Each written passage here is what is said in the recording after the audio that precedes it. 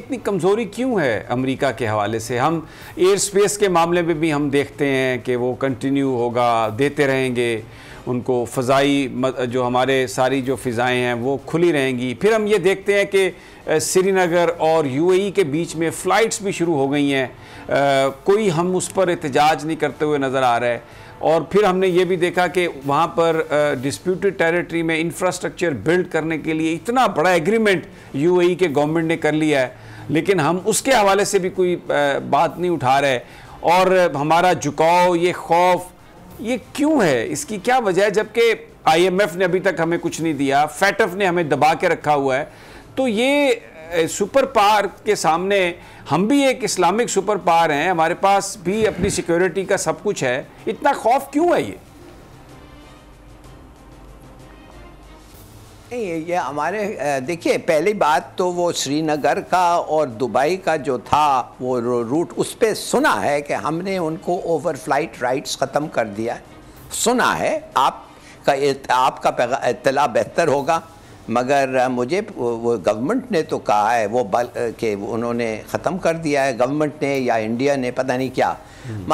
मगर आपका जनरल जो सवाल है, भाई हम हैं कमज़ोर। ये देखिए, आप एक वेपन ऑफ लास्ट रिजॉर्ट रख के, न्यूक्लियर वेपन्स रख के, उससे आप तगड़े नहीं हो जाते हैं। इसलिए कि जब आप उसको इस्तेमाल, that is the weapon of last resort. वो और ख़ुदकुशी करना, इट्स द सेम थिंग। तो मैं समझता हूँ ये भूल जाएं कि आप एक न्यूक्लियर पावर हैं। सिर्फ और सिर्फ आप ये सोचें कि आप इकोनॉमिकली किधर खड़े हुए हैं, इन द और वेर स्ट्रांग और वीक हैं, और आप बहुत वीक हैं, इतने वीक हैं कि आप अपने लोगों को खिला नहीं सकते हैं। समी साहब, $10 बिलियन के खाना आप इंपोर्ट करते हैं एग्रीकल्चरल कंट्री में।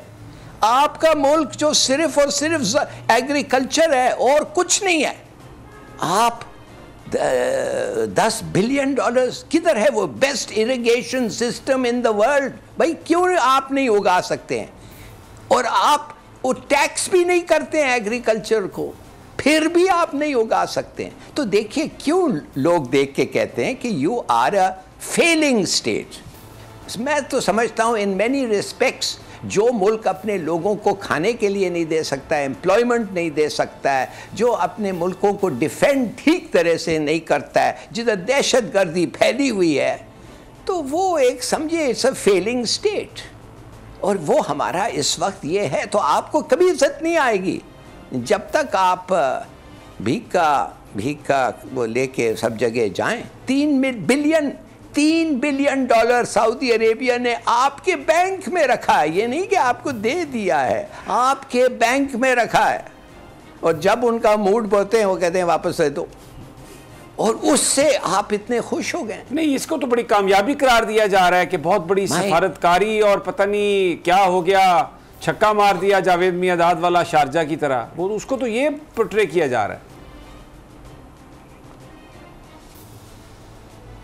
तो उनसे 2 सवाल पूछ लें कि मीटिंग कब हुआ था, पहले दिन के आखिरी दिन, और मीटिंग में क्या कहा गया था, ये तो पूछ लें। तो क्यों वो अनाउंसमेंट जो था सऊदी ने पहले किया था, आपने तो नहीं किया था, क्यों? देखिए, बस छोड़ें जी, we know what the facts are. But the nation doesn't know Hilali साहब, यू नो। नहीं, I don't know for certain. मगर एक चीज आपसे मैं पूछना चाहता हूं, जो आपसे मैंने श्योर आपके जो इर्द गिर्द बैठे हुए बड़े अच्छे लोग बैठे हुए हैं, आपसे पूछेंगे ये TTP के साथ टर्म्स ऑफ द एग्रीमेंट क्या है? चलिए TLP के एग्रीमेंट आपने, क्या आप 1 मिनट के लिए समझते हैं जो 100 लोग पार्लियामेंट को आपने बताया है, वो कितना देर लगेगा भाई मुल्क से निकलने के लिए? हमें सिखाया गया था कि जब एक सीक्रेट होता है, अगर आप अपने टोपी के साथ you share a secret with your hat, it is no longer a secret. इधर तो 100 लोगों के सामने बताया गया। तो यार दूसरे जो 99% है, क्या हम वी आर लेस सिटीजन? बताओ, ठीक से डिबेट करो, डेमोक्रेसी है। चोरी छुपे व्हाट इज हैपनिंग? और एक और सवाल का जवाब मॉडल टाउन का जस्टिस इमरान खान साहब, मॉडल टाउन का नहीं, वो इमरान खान साहब तो वो कहते हैं कि मैं यू टर्न बड़ा पसंद करता हूं, तो बहुतों पे उन्होंने यू टर्न लिया। लेकिन ये बात पीटीआई के वो जो एक उनका जो सेल है इंफॉर्मेशन का, जो ट्विटर पे हर वक्त गर्म रहता है, जिसे एतजाज़ एहसन साहब ने एक दफ़ा बयान किया था, बेगैरत ब्रिगेड, वो फिर शुरू हो जाता है कि खान के ऊपर आपने सवाल किया, तौबा तौबा तौबा, ये तो आपने को बहुत बड़ा गुनाह कर लिया है।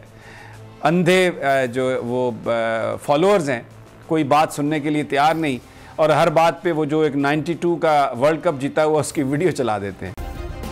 सब्सक्राइब करें और बेल दबाएं ताकि कोई खबर रह न जाए।